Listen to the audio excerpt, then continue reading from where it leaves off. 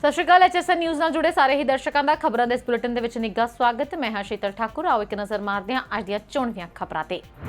Australia America ਦੀ ਵਧੀ ਚਿੰਤਾ। ਚੀਨ ਨੇ ਸੋਲੋਮਨ ਟਾਪੂ ਦੇ ਨਾਲ ਕੀਤਾ ਸੁਰੱਖਿਆ ਸਮਝੌਤਾ। ਜੋ ਬਾਈਡਨ ਨੇ ਕਿਹਾ ਕੀਵ ਜਾਵਾਂਗਾ ਜਾਂ ਨਹੀਂ ਮੈਨੂੰ ਪਤਾ ਨਹੀਂ। ਅਮਰੀਕਾ ਦੇ ਵਿੱਚ ਭਾਰਤੀ ਮੂਲ ਦੇ ਲੋਕਾਂ ਨੇ ਜਹਾਂਗੀਰਪੁਰੀ ਹਿੰਸਾ ਦੀ ਕੀਤੀ ਨਿੰਦਾ।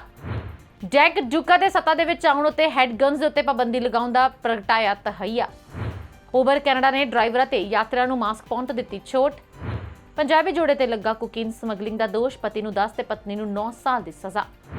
ਕੁਮਾਰ ਵਿਸ਼ਵਾਸ ਦੇ ਘਰ ਪੁੱਜੀ ਪੰਜਾਬ ਪੁਲਿਸ। ਸਾਬਕਾ ਆਪ ਆਗੂ ਨੇ ਸੀਐਮ ਭਗਵੰਤ ਮਾਨ ਨੂੰ ਕੀਤਾ ਆਗਾਹ। ਸੂਬੇ ਨੂੰ ਕਰਜ਼ਿਆਂ ਦੇ ਔਸਤ 19,000 ਕਰੋੜ ਤੋਂ ਵੱਧ ਅਦਾ ਕਰਨਾ ਪੈਂਦਾ ਵਿਆਜ। ਦਿੱਲੀ NCR ਦੇ ਵਿੱਚ ਫਿਰ ਵਧੇ ਕਰੋਨਾ ਦੇ ਕੇਸ। ਸਕੂਲ ਬੰਦ ਕਰਨ ਨੂੰ ਲੈ ਕੇ ਅੱਜ ਹੋਵੇਗਾ ਫੈਸਲਾ। ਲੁਧਿਆਣਾ ਦੇ ਵਿੱਚ ਦਰਦਨਾਕ ਹਾਦਸਾ। ਝੁੱਗੀ ਦੇ ਵਿੱਚ ਲੱਗੀ ਅੱਗ। ਇੱਕੋ ਪਰਿਵਾਰ ਦੇ 7 ਲੋਕ ਜਿਉਂਦੇ ਸੜੇ।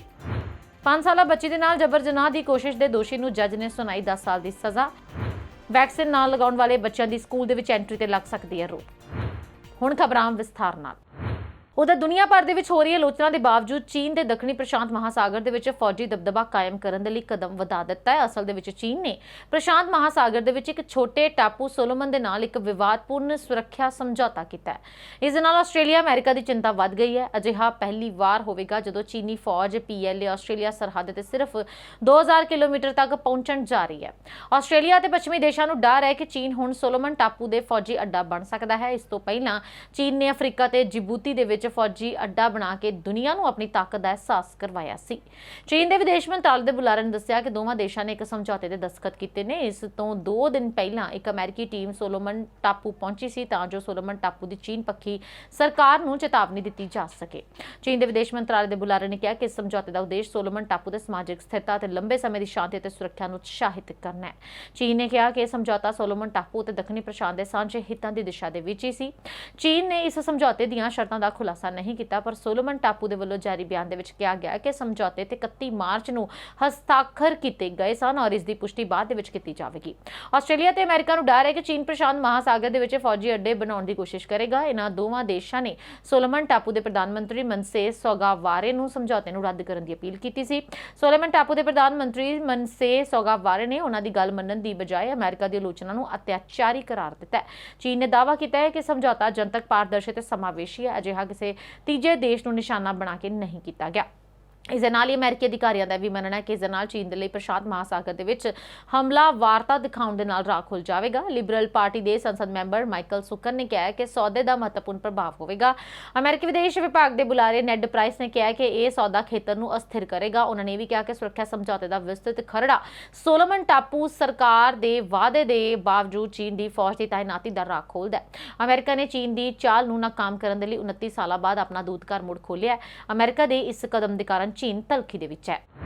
ਉਧਰ ਅਮਰੀਕੀ ਰਾਸ਼ਟਰਪਤੀ ਜੋ ਬਾਈਡਨ ਨੇ ਕਿਹਾ ਕਿ ਉਹਨਾਂ ਨੂੰ ਫਿਲਹਾਲ ਨਹੀਂ ਪਤਾ ਕਿ ਉਹ ਯੂਕਰੇਨ ਦੇ ਵਿੱਚ ਚੱਲ ਰਹੇ ਰੂਸ ਦੇ ਫੌਜੀ ਅਭਿਆਨ ਦੇ ਦਰਮਿਆਨ ਰਾਸ਼ਟਰਪਤੀ ਵਲਦੀਮੀਰ ਜ਼ੈਲੈਂਸਕੀ ਨੂੰ ਮਿਲਣ ਦੇ ਲਈ ਜਲਦ ਕੀਵ ਜਾਣਗੇ ਜਾਂ ਨਹੀਂ। ਜਦੋਂ ਬਾਈਡਨ ਨੂੰ ਪੁੱਛਿਆ ਤਾਂ ਕਿ ਉਹ ਕੀਵ ਜਾਣਗੇ ਤਾਂ ਉਹਨਾਂ ਨੇ ਕਿਹਾ ਕਿ ਮੈਨੂੰ ਨਹੀਂ ਪਤਾ। ਬਾਈਡਨ ਪ੍ਰਸ਼ਾਸਨ ਕਥਿਤ ਤੌਰ ਦੇ ਉੱਤੇ ਇੱਕ ਉੱਚ ਪੱਧਰੀ ਅਮਰੀਕੀ ਅਧਿਕਾਰੀ ਨੂੰ ਕੀਵ ਭੇਜਣ ਦੇ ਫੈਸਲੇ ਤੇ ਵਿਚਾਰ ਕਰ ਰਿਹਾ ਹੈ। ਇਹ ਅਧਿਕਾਰੀ ਖੁਦ ਬਾਈਡਨ, ਉਪ ਰਾਸ਼ਟਰਪਤੀ ਕਮਲਾ ਹੈਰਿਸ, ਰੱਖਿਆ ਸਕੱਤਰ ਲਾਇਡ ਆਸਟਨ ਜਾਂ ਫਿਰ ਵਿਦੇਸ਼ ਮੰਤਰੀ ਐਂਟਨੀ ਬਲਿੰਕਨ ਹੋ ਸਕਦੇ ਨੇ। ਜਦੋਂ ਪਿਛਲੇ ਹਫ਼ਤੇ ਇੱਕ ਪੱਤਰਕਾਰ ਨੇ ਬਾਈਡਨ ਨੂੰ ਪੁੱਛਿਆ ਕਿ ਉਹ ਕੀਵ ਜਾਣ ਦੇ ਲਈ ਤਿਆਰ ਹਨ ਤਾਂ ਉਹਨਾਂ ਦਾ ਇਸ ਦਾ ਜਵਾਬ ਦਿੱਤਾ ਸੀ।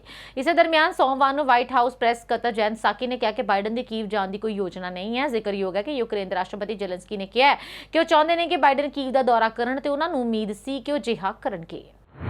ਉਧਰ ਅਮਰੀਕਾ ਦੇ ਵਿੱਚ ਭਾਰਤੀ ਮੂਲ ਦੇ ਲੋਕਾਂ ਦੇ ਦਿੱਲੀ ਦੇ ਜਹਾਂਗੀਰਪੁਰੀ ਇਲਾਕੇ ਦੇ ਵਿੱਚ ਹਨੂਮਾਨ ਜਯੰਤੀ ਸ਼ੋਭਾ ਯਾਤਰਾ ਦੇ ਦੌਰਾਨ ਹੋਈ ਹਿੰਸਾ ਦੀ ਮੰਗਲਵਾਰ ਨੂੰ ਨਿੰਦਾ ਕੀਤੀ ਅਤੇ ਘਟਨਾ ਦੇ ਲਈ ਜ਼ਿੰਮੇਵਾਰ ਲੋਕਾਂ ਦੇ ਵਿਰੁੱਧ ਕਾਰਵਾਈ ਦੀ ਮੰਗ ਕੀਤੀ ਹੈ। ਜਹਾਂਗੀਰਪੁਰੀ ਦੇ ਵਿੱਚ 16 ਅਪ੍ਰੈਲ ਨੂੰ ਜਲੂਸ ਦੇ ਦੌਰਾਨ 2 ਸਮੂਹਾਂ ਦੇ ਦਰਮਿਆਨ ਝੜਪ ਹੋ ਗਈ ਸੀ, ਜਿਸ ਦੇ ਵਿੱਚ 8 ਪੁਲਿਸ ਮੁਲਾਜ਼ਮਾਂ ਦੇ ਸਮੇਤ 9 ਲੋਕ ਜ਼ਖਮੀ ਹੋਏ ਸਨ। ਹਿੰਸਾ ਤੇ ਪ੍ਰਤੀਕਿਰਿਆ ਜ਼ਾਹਰ ਕਰਦਿਆਂ ਹੋਇਆ ਇੰਡੀਅਨ ਅਮਰੀਕਨ ਫੋਰਮ ਦੇ ਰਾਸ਼ਟਰੀ ਪ੍ਰਧਾਨ ਡਾਕਟਰ ਸੰਪਤ ਸ਼ਿਵਾਂਗੀ ਨੇ ਕਿਹਾ ਕਿ ਕੁਝ ਅਸਹਿਣਸ਼ੀਲ ਸਮੂਹ ਇਹਨਾਂ ਘਿਨੌਣੀਆਂ ਕਾਰਵਾਈਆਂ ਨੂੰ ਅੰਜਾਮ ਦੇ ਰਹੇ ਨੇ, ਜਿਨ੍ਹਾਂ ਨੂੰ ਵਿਭਿੰਨਤਾ ਦੇ ਵਿੱਚ ਇਕਜੁੱਟ ਵਾਲੇ ਰਾਸ਼ਟਰ ਦੇ ਵੱਡੇ ਉਦੇਸ਼ ਦੇ ਲਈ ਰੋਕਿਆ ਜਾਣਾ ਚਾਹੀਦਾ ਹੈ। ਅਮਰੀਕਨਜ਼ ਫਾਰ ਹਿੰਦੂ ਦੇ ਪ੍ਰਧਾਨ ਅਤੇ ਸੰਸਥਾਪਕ ਡਾਕਟਰ ਰੋਮੇਸ਼ਨ ਜਾਪਰਾ ਨੇ ਜਹਾਂਗੀਰਪੁਰੀ ਦੇ ਵਿੱਚ ਹਿੰਸਕ ਘਟਨਾ ਦੀ ਨਿੰਦਾ ਕਰਦਿਆਂ ਹੋਇਆਂ ਕਿਹਾ ਕਿ ਅਮਰੀਕਾ ਅਤੇ ਪੂਰੀ ਦੁਨੀਆ ਨੂੰ ਇਸ ਦੀ ਸਖਤ ਆਲੋਚਨਾ ਕਰਨੀ ਚਾਹੀਦੀ ਹੈ ਤੇ ਦੋਸ਼ੀਆਂ ਨੂੰ ਨਿਆਂ ਦੇ ਕਟਹਿਰੇ ਦੇ ਵਿੱਚ ਲਿਆਂਦਾ ਜਾਣਾ ਚਾਹੀਦਾ ਹੈ।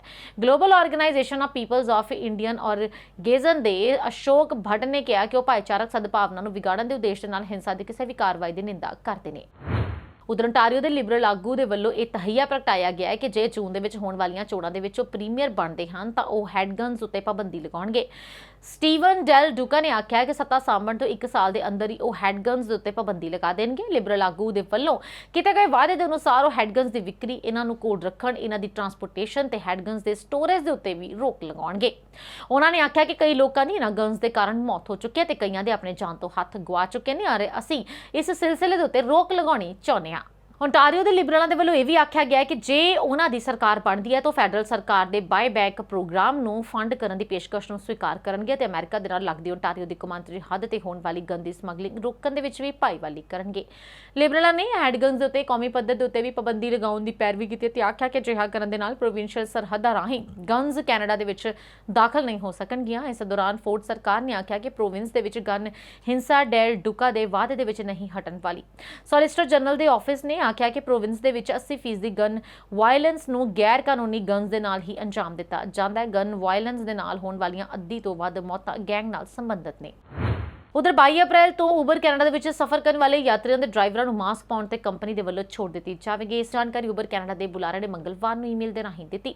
ਉਹਨਾਂ ਨੇ ਦੱਸਿਆ ਕਿ ਕਿਊਬਿਕ ਨੂੰ ਛੱਡ ਕੇ 22 ਅਪ੍ਰੈਲ ਤੋਂ ਕੈਨੇਡਾ ਭਰ ਦੇ ਵਿੱਚ ਉਬਰ ਦੇ ਵਿੱਚ ਸਫ਼ਰ ਦੇ ਦੌਰਾਨ ਨਾ ਡਰਾਈਵਰ ਨੂੰ ਤੇ ਨਾ ਹੀ ਸਵਾਰੀ ਨੂੰ ਮਾਸਕ ਪਾਉਣ ਦੀ ਲੋੜ ਹੈ। ਇਹ ਵੀ ਆਖਿਆ ਗਿਆ ਕਿ ਜਦੋਂ ਰਾਈਡ ਸਾਂਝੀ ਕਰਨੀ ਹੋਵੇ ਤਾਂ ਉਬਰ ਕੈਨੇਡਾ ਮਾਸਕ ਪਾਉਣ ਦੀ ਸਲਾਹ ਦਿੰਦਾ ਹੈ। ਬਿਆਨ ਦੇ ਵਿੱਚ ਆਖਿਆ ਗਿਆ ਹੈ ਕਿ ਹੈਲਥ ਕੈਨੇਡਾ ਦੀ ਸਲਾਹ ਦੇ ਉੱਤੇ ਉਬਰ ਕੈਨੇਡਾ ਦੇ ਵੱਲੋਂ ਅਜੇ ਵੀ ਇਲਾਕੇ ਦੇ ਵਿੱਚ ਇਨਫੈਕਸ਼ਨ ਦੀ ਦਰ ਨੂੰ ਨਿੱਜੀ ਰਿਸਕ ਕਾਰਨਾਂ ਨੂੰ ਧਿਆਨ ਦੇ ਵਿੱਚ ਰੱਖਦਿਆਂ ਹੋਇਆਂ ਮਾਸਕ ਪਾਉਣ ਦੀ ਸਲਾਹ ਦਿੱਤੀ ਜਾਂਦੀ ਹੈ। ਇਹ ਵੀ ਆਖਿਆ ਗਿਆ ਕਿ ਡਰਾਈਵਰ ਅਜੇ ਵੀ ਆਪਣੇ ਰਾਈਡਰਸ ਨੂੰ ਮਾਸਕ ਪਾਉਣ ਦੇ ਲਈ ਆਖ ਸਕਦੇ ਨੇ ਤੇ ਅਜਿਹਾ ਨਾ ਕਰਨ ਦੀ ਸੂਰਤ ਦੇ ਵਿੱਚ ਉਹ ਟ੍ਰਿਪ ਰੱਦ ਵੀ ਕਰ ਸਕਦੇ ਨੇ। ਉਧਰ ਬੀਤੇ ਦਿਨੀ ਕੈਨੇਡਾ ਦੇ ਅਲਬਰਟਾ ਸੂਬੇ ਦੇ ਸ਼ਹਿਰ ਲੈਥਬ੍ਰਿਜ ਦੀ ਇੱਕ ਅਦਾਲਤ ਨੇ ਕੈਨੇਡਾ ਦੇ ਕੂਟਸ ਬਾਰਡਰ ਰਾਹੀਂ ਕੈਨੇਡਾ ਦੇ ਵਿੱਚ ਕੋਕੀਨ ਸਮਗਲਿੰਗ ਕਰਨ ਦੇ ਦੋਸ਼ ਹੇਠ ਅਮਰੀਕਾ ਦੇ ਕੈਲੀਫੋਰਨੀਆ ਸੂਬੇ ਦੇ ਵਸਨੀਕ ਪੰਜਾਬੀ ਜੋੜੇ ਨੂੰ ਸਜ਼ਾ ਸੁਣਾਈ ਗਈ। ਪਤੀ ਨੂੰ 10 ਸਾਲ ਅਤੇ ਉਸਦੀ ਪਤਨੀ ਨੂੰ 9 ਸਾਲ ਦੀ ਸਜ਼ਾ ਕੱਟਣੀ ਪਵੇਗੀ। ਕੈਨੇਡੀਅਨ ਅਦਾਲਤ ਦੇ ਵੱਲੋਂ ਇਹ ਸਜ਼ਾ 99.5 ਕਿਲੋ ਦੇ ਕਰੀਬ ਕੋਕੀਨ ਸਮਗਲਿੰਗ ਕਰਨ ਦੀ ਕੋਸ਼ਿਸ਼ ਹੇਠ ਸੁਣਾਈ ਗਈ। ਦੱਸਣਯੋਗ ਹੈ ਕਿ ਪੰਜਾਬੀ ਮੂਲ ਦਾ ਜੋੜਾ ਪਤੀ ਗੁਰਵਿੰਦਰ ਸਿੰਘ ਤੂਰ ਅਤੇ ਉਹਨਾਂ ਦੀ ਪਤਨੀ ਕਿਰਨਦੀਪ ਕੌਰ ਤੂਰ ਨੂੰ ਦਸੰਬਰ ਸੰਨ 2017 ਦੇ ਵਿੱਚ ਕੈਨੇਡਾ ਬਾਰਡਰ ਸਰਵਿਸਿਜ਼ ਏਜੰਸੀ ਦੇ ਵੱਲੋਂ ਕੂਟਸ ਬਾਰਡਰ ਤੇ ਉਹਨਾਂ ਦਾ ਸਬਜ਼ੀਆਂ ਦੀ ਡਿਲੀਵਰੀ ਕਰਨ ਵਾਲਾ ਟਰੱਕ ਜਦੋਂ ਰੋਕਿਆ ਗਿਆ ਸੀ ਤਾਂ ਉਦੋਂ ਦੋਵੇਂ ਆਪਣੇ ਕਮਰਸ਼ੀਅਲ ਦੇ ਟਰੱਕ ਟ੍ਰੇਲਰ ਦੇ ਰਾਹੀਂ ਕੈਲੀਫੋਰਨੀਆ ਤੋਂ ਏਅਰਡੇਟਰੀ ਕੈਨੇਡਾ ਦੇ ਵਿੱਚ ਕੋਕੀਨ ਦੀ ਡਿਲੀਵਰੀ ਕਰਨ ਜਾ ਰਹੇ ਸਨ। ਕੈਨੇਡਾ ਬਾਰਡਰ ਸਰਵਿਸਿਜ਼ ਏਜੰਸੀ ਨੇ ਇਹਨਾਂ ਦੇ ਟਰੱਕ ਦੀ ਜਦੋਂ ਤਲਾਸ਼ੀ ਲਈ ਤਾਂ ਟਰੱਕ ਦੇ ਵਿੱਚ ਲੁਕੋ ਕੇ ਰੱਖੀ ਗਈ 99.5 ਕਿਲੋ ਕੋਕੀਨ ਬਰਾਮਦ ਹੋਈ ਸੀ, ਜਿਸ ਦੀ ਬਾਜ਼ਾਰੀ ਕੀਮਤ 5 ਤੋਂ 8 ਮਿਲੀਅਨ ਡਾਲਰ ਦੇ ਕਰੀਬ ਬਣਦੀ ਹੈ। ਉਧਰ ਆਮ ਆਦਮੀ ਪਾਰਟੀ ਦੇ ਸਾਬਕਾ ਆਗੂ ਤੇ ਕਵੀ ਕੁਮਾਰ ਵਿਸ਼ਵਾਸ ਦੇ ਘਰ ਪੰਜਾਬ ਪੁਲਿਸ ਪਹੁੰਚੀ ਹੈ। ਕੁਮਾਰ ਵਿਸ਼ਵਾਸ ਨੇ ਖੁਦ ਟਵੀਟ ਕਰਕੇ ਇਸ ਦੀ ਜਾਣਕਾਰੀ ਦਿੱਤੀ।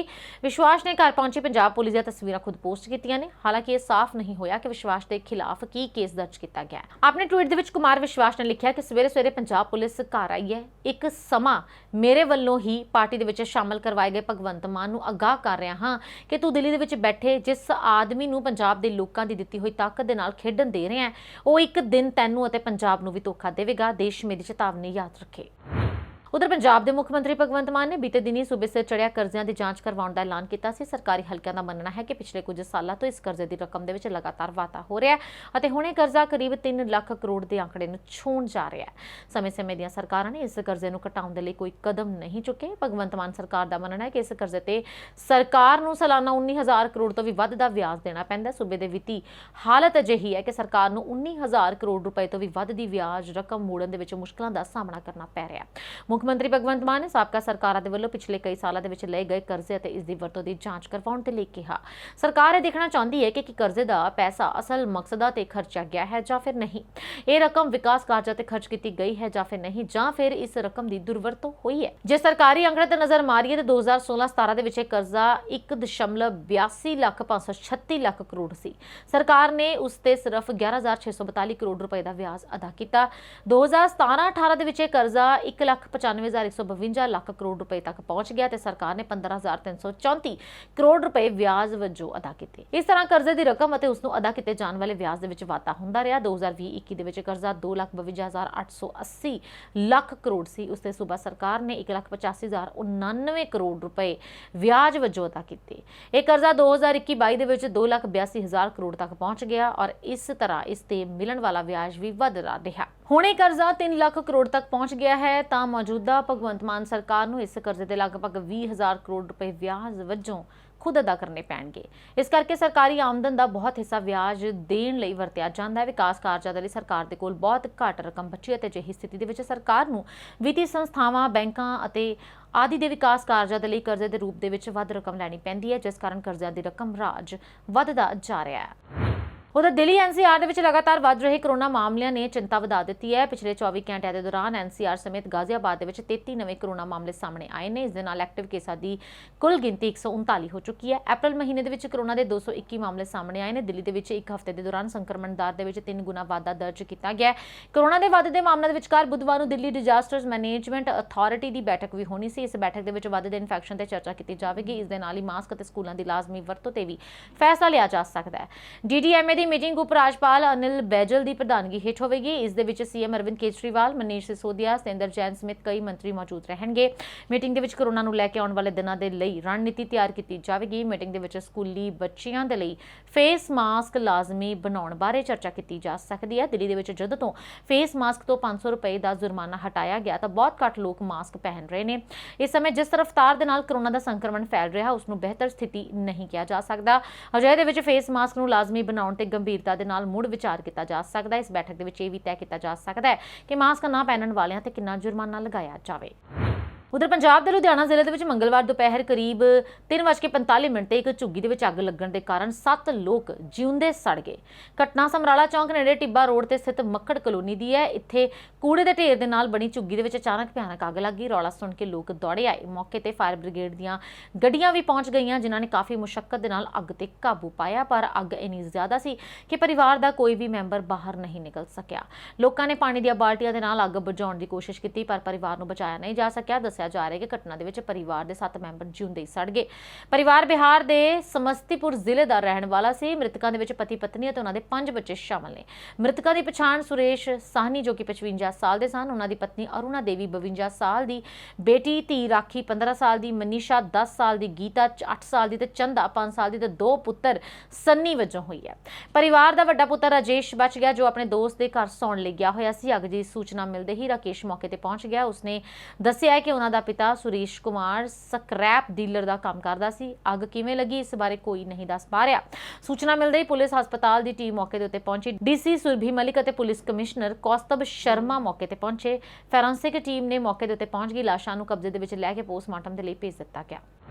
उधर उत्तर प्रदेश के गौतम बुद्ध नगर की जिला अदालत ने 5 साला बच्ची के नाल जबर जनाह की कोशिश के दोषी को 10 साल की कैद सज़ा सुना दी है। अदालत ने उसे 10,000 रुपए का जुर्माना भी लगाया। एक अधिकारी ने दस्सिया कि एडिशनल सैशन जज मनोज कुमार प्रथम ने मामले की सुनवाई करते हुए कहा कि जुर्माना ना चुकाउण की स्थिति में दोषी को 1 साल की वाधू जेल की सज़ा भुगतनी पवेगी। विशेष इस्तगासा पक्ष अधिकारी JP पाटी मुताबक 1 मार्च 2017 को नोएडा के थाना फेस 3 के खेतर की बुद्ध विहार कलोनी के पार्क के खेड रही 5 साल की बच्ची को दोषी नौजवान पैसों का लालच दे के अपने नाल लै गया सी। उन्होंने दस्सिया कि दोषी ने बच्ची के नाल जबर जनाह करने की कोशिश की सी। हालांकि बच्ची के रोण की आवाज़ सुन के उसकी मां मौके के उत्ते पहुंच गई। इस दरमियान दोषी बच्ची को छड्ड के मौके तो फरार होने लगा, पर लोगों ने उसनूं फड़ लिया। पुलिस ने दोषी के खिलाफ मामला दर्ज करके अदालत के दोष पत्र दायर किया सी। 19 अप्रैल को हुई सुनवाई के दौरान अदालत ने दोषी की सज़ा का ऐलान किया। उधर कोरोना के नवे वेरिएंट के खतरे तो बाद चंडीगढ़ प्रशासन हरकत दे विच आ गया। प्रशासन को 12 तो 17 साल के बच्चों की वैक्सीनेशन दर घट होने की चिंता सता रही है। इसलिए सिक्ख्या ते सेहत विभाग के नाल जुड़े अधिकारियों को हुक्म जारी कर दिए गए हैं। 12 तो 14 ते 15 तो 17 साल के बच्चों के आंकड़े इकट्ठे किए जान जिन्हों ने अजे तक वैक्सीन नहीं लगवाई। इस दे नाल ही स्कूलों के कोविड वैक्सीनेशन कैंप लगाने संबंधी स्कैड्यूल तैयार किया गया है। सेहत सकत्तर यशपाल गर्ग ने दस्सिया कि कैंप की लोकेशन के घट्टो घट्ट 50 बच्चों को वैक्सीनेट करने का यतन करना होगा। कैंप लगाने के लिए जिला टीकाकरण अधिकारी डॉक्टर मनजीत सिंह के नाल संपर्क किया जा सकता है। वैक्सीन ना लगवाने वाले बच्चों के स्कूल के दाखिले की रोक लग सकती है। इससे विचार चल रहा है। हुक्मां दे विच सिक्ख्या और सेहत विभाग के अधिकारियों को कहा गया कि बच्चों और मापियां नूं जानकारी दी जाए कि कोविड वैक्सीन जरूरी है तो बच्चों के लिए सुरक्षित है। उत्थे ही स्कूलों के अध्यापकों और बच्चों को फेस मास्क पा के आउण की सलाह देने के लिए भी कहा गया। कोरोना के वधदे केसां के मद्देनज़र और बच्चों की सुरक्षा पक्षों आने वाले दिनों के जिहड़े बच्चों ने वैक्सीन नहीं लगवाई उन्होंने स्कूल न आउण की सलाह दी गई। 12 तो 17 साल के बच्चों की कोविड ਵੈਕਸੀਨੇਸ਼ਨ ਸੰਬੰਧੀ ਕਿਹਾ ਗਿਆ ਕਿ ਸਕੂਲਾਂ ਦੇ ਵਿੱਚ ਕਈ ਵਿਸ਼ੇਸ਼ ਕੈਂਪ ਲਗਾਉਣ ਤੋਂ ਬਾਅਦ ਵੀ ਵੈਕਸੀਨੇਸ਼ਨ ਦੀ ਰਫ਼ਤਾਰ ਦੇ ਵਿੱਚ ਕਮੀ ਹੈ। 15 ਤੋਂ 17 ਸਾਲ ਦੇ ਬੱਚਿਆਂ ਦੇ ਵਿੱਚ ਹੁਣ ਤੱਕ 90% ਨੇ ਪਹਿਲੀ ਅਤੇ 52% ਨੇ ਦੂਜੀ ਡੋਜ਼ ਲਗਵਾਈ ਹੈ। ਅਜੇ ਦੇ ਵਿੱਚ 72,000 ਬੱਚਿਆਂ ਦਾ ਟੀਚਾ ਨਿਰਧਾਰਿਤ ਕੀਤਾ ਗਿਆ। ਇਸ ਤੋਂ ਇਲਾਵਾ 12 ਤੋਂ 14 ਸਾਲ ਦੇ 45,000 ਬੱਚਿਆਂ ਦੇ ਵਿੱਚੋਂ 29% ਨੇ ਵੀ ਪਹਿਲੀ ਡੋਜ਼ ਲਗਵਾਈ ਹੈ। 0.5% ਬੱਚੇ ਦੂਜੀ ਡੋਜ਼ ਲਗਵਾਉਣ ਦੇ ਲਈ ਕੇਂਦਰ ਪੁੱਜੇ ਨੇ। ਵੈਕਸੀਨੇਸ਼ਨ ਦੇ ਯੋਗ ਬੱਚਿਆਂ ਦੀ 15 ਦਿਨਾਂ ਦੇ ਵਿੱਚ ਪਛਾਣ ਕਰਦਿਆਂ ਵੈਕਸੀਨੇਟ ਕਰਨ ਦੀ ਕੋਸ਼ਿਸ਼ ਕਰਨ ਦੇ ਲਈ ਵੀ ਕਿਹਾ ਗਿਆ ਹੈ। ਉਧਰ ਕਮਿਸ਼ਨਰੇਟ ਪੁਲਿਸ ਦੀ ਢਿੱਲੀ ਕਾਰਗੁਜ਼ਾਰੀ ਦੇ ਕਾਰਨ ਜਲੰਧਰ ਦੇ ਵਿੱਚ ਚੋਰ ਲੁਟੇਰਿਆਂ ਦੇ ਹੌਸਲੇ ਨੇ ਬੁਲੰਦ ਹੁੰਦੇ ਜਾ ਰਹੇ ਨੇ ਕਿ ਕਦੇ ਸ਼ਰੇਆਮ ਗਨ ਪੁਆਇੰਟ ਤੇ ਸ਼ਹਿਰ ਦੇ ਵਿੱਚ ਗੱਡੀਆਂ ਲੁੱਟੀਆਂ ਜਾ ਰਹੀਆਂ ਨੇ ਤੇ ਕਦੇ ਗੈਂਗਸਟਰ ਤਾਬੜਤੋੜ ਗੋਲੀਆਂ ਚਲਾ ਰਹੇ ਨੇ। ਕਦੇ ਲੁਟੇਰੇ ਕਿਸੇ ਔਰਤ ਦੇ ਹੱਥ ਦੇ ਵਿੱਚੋਂ ਪਰਸ ਖੋਹ ਰਹੇ ਨੇ ਤਾਂ ਕਦੇ ਹੋਰ ਸਨੈਚਿੰਗ ਦੀ ਵਾਰਦਾਤ ਨੂੰ ਅੰਜਾਮ ਦਿੱਤਾ ਜਾ ਰਿਹਾ ਹੈ। ਇਹ ਸਭ ਕੁਝ ਹੋਣ ਦੇ ਬਾਵਜੂਦ ਸ਼ਹਿਰ ਵਾਸੀਆਂ ਦਾ ਕਮਿਸ਼ਨਰੇਟ ਪੁਲਿਸ ਦੀ ਸੁਰੱਖਿਆ ਵਿਵਸਥਾ ਨੂੰ ਦੇਖ ਕੇ ਉਸ ਤੋਂ ਵਿਸ਼ਵਾਸ ਉੱਠਣ ਲੱਗਾ ਹੈ। ਸ਼ਹਿਰ ਦਾ ਲਗਾਤਾਰ ਵਿਗੜ ਰਿਹਾ ਮਾਹੌਲ ਵੇਖ ਕੇ ਸ਼ਹਿਰ ਵਾਸੀਆਂ ਦੇ ਵਿੱਚ ਖੌਫ ਪੈਦਾ ਹੁੰਦਾ ਜਾ ਰਿਹਾ ਹੈ। ਬੀਤੇ ਦਿਨੀ ਵੀ ਲੁਟੇਰਿਆਂ ਨੇ ਸ਼ਹਿਰ ਦੇ ਪੌਸ਼ ਇਲਾਕੇ ਛੋਟੀ ਬਾਰਾਦਰੀ ਨੇੜੇ ਗਨ ਪੁਆਇੰਟ ਤੇ ਇੱਕ ਗੱਡੀ ਲੁੱਟ ਲਈ।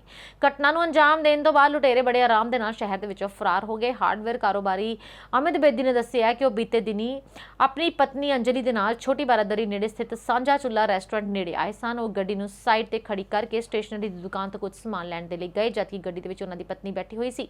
ਇਸ ਦੌਰਾਨ ਬੇਖੌਫ ਲੁਟੇਰਿਆਂ ਨੇ ਗੱਡੀ ਦਾ ਸ਼ੀਸ਼ਾ ਖੜਕਾਇਆ ਅਤੇ ਉਸ ਦੀ ਪਤਨੀ ਨੂੰ ਗਨ ਪੁਆਇੰਟ ਲੈ ਕੇ ਗੱਡੀ ਵਿੱਚੋਂ ਧੱਕਾ ਦੇ ਕੇ ਬਾਹਰ ਸੁੱਟ ਦਿੱਤਾ, ਜਿਸ ਤੋਂ ਬਾਅਦ ਲੁਟੇਰੇ ਗੱਡੀ ਲੁੱਟ ਕੇ ਬੜੇ ਆਰਾਮ ਦੇ ਨਾਲ ਫਰਾਰ ਹੋ ਗਏ।